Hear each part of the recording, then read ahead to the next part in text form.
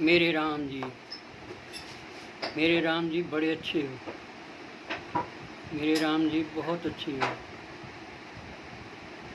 मेरे राम जी बड़े अच्छे हो। राम राम। एक बार भगवान यानी प्रभु नारद जी से बोले, क्या हाल चाल है। नारद जी कहने लगे, भगवान जी मेरा हाल तो ठीक है, लेकिन आप मेरे को ये बताओ कि गरीब भक्त गरीब क्यों होते हैं। उसने कहा ठीक है, चलो मैं बताता हूँ आपको कि भक्त गरीब क्यों होते हैं।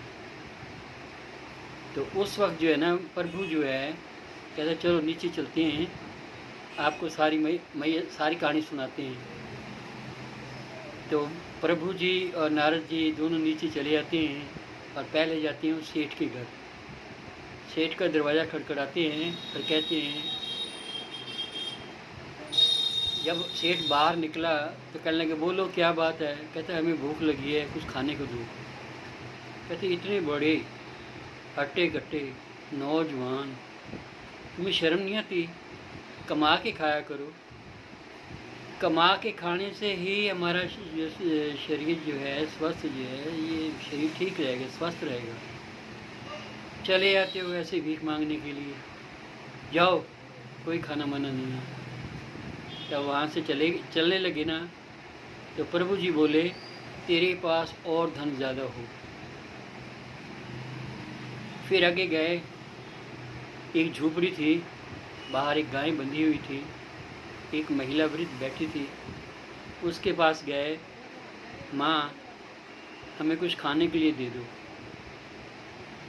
उसने कहा कि खाने के लिए तो मेरे पास तो कुछ है नहीं, हाँ गाय का दूध अभी निकाला है, वो उबाल के मीठा डाल के आपको गिलास दे देती हूँ, बैठो। बैठ गए। जब दोनों बैठ गए तो उस वक्त वो माई जो है दूध उबाल कर गरम करके मीठा डाल के गिलासों में 2 गिलासों में डाल के एक एक गिलास दोनों को दे दिया। और प्रभु ने और नारद जी ने बड़े खुश होकर वो दूध पिया। जब वो दूध पिया तो कहने लगे कि माई बहुत आपका धन्यवाद। तो जब वो चलने लगे ना, हाँ माई ये तेरी जो गायें हैं ना ये मर जाए। महिला को बड़ा दुख हुआ, वहाँ से चल पड़े। रास्ते में जब गए तो नारद जी बोले, प्रभु जी ये क्या किया, जिसने हमें खाना दिया ही नहीं, 2-4 बातें सुना दी, उसको तो कह दिया कि तेरे को और धन मिले। और जिस महिला ने बेचारी ने गर्म दूध करके मीठा डाल के हमें बड़े प्यार से दूध पिलाया है, तो उसको कह रही है कि तेरी गाय मर जाए। तो उस वक्त नारद जी को बड़ा दुख हुआ, कहते ये तो मुझे समझ में नहीं आई। तो प्रभु जी बोले कि सुन, मैंने सेठ को इसलिए धन दिया और दिया धन कि वो जब मरने लगेगा ना, उसके दिमाग में ये बात बैठेगी कि मैं अब मरने वाला हूँ, इस धन को कौन संभालेगा, कौन खाएगा। करते करते करते वो उसकी मृत्यु हो जाती है। और जो महिला थी इसके पास कुछ भी नहीं था, एक महिला थी, एक गाय थी। तो गाय मर जाएगी, उसके बाद उसको कोई चिंता नहीं रहेगी, जीते जी वो समझ जाएगी कि अच्छा दूध पिलाया है मैंने, और गाय भी मेरे पास यही एक संपत्ति थी, वो गाय भी मेरी चली गई, चलो ठीक है भगवान की इच्छा है। वो फिर राम राम राम राम रटती रही। जब उसकी मृत्यु हुई तो वो सीधी प्रभु के चरणों में जा पहुंची, क्योंकि उसके पीछे कोई फिक्र नहीं था, चिंता नहीं थी, कोई बात नहीं थी। यही था कि मेरा तो अब कोई नहीं है और मेरा तो सिर्फ भगवान है। और वो सेठ जी, उसके दिमाग में ये था, उसके दिमाग में जब उनकी मृत्यु हुई तो उसके दिमाग में ये था कि मेरा धन कौन ले जाएगा, कौन खाएगा, मेरे पीछे कौन इसको बरतेगा, किसको कुछ समझ नहीं आती। तो उसको मैंने सांप बना दिया कि तिजोरी के पास तो सांप बन के ही बैठा रहो, ना किसी को खाने दे और ना तू खा, सांप ऐसे लटके ऐसे बैठा रहो, ऐसे करके ऐसे बैठा रहो।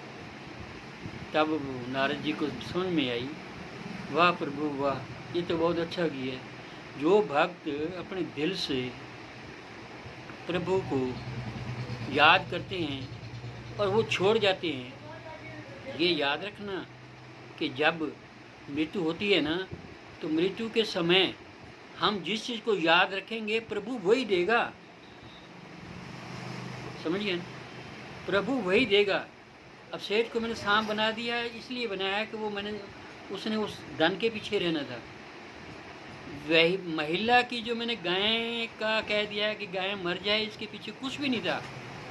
वो क्या कर, वो प्रसिद्ध चरणों में, भगवान के चरणों में आती है। इसलिए मैं कहता हूँ कि भक्त गरीब क्यों होते हैं?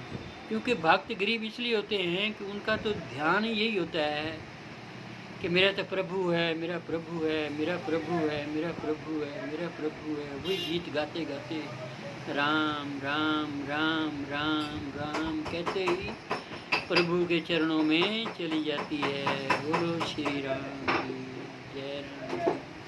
मेरा राम, मेरी राम राम सबको स्वीकार, सभी लोग मेरी राम को, मेरी राम राम को स्वीकार करेंगे, स्वीकार करेंगे, स्वीकार करेंगे, स्वीकार करेंगे। धन्यवाद।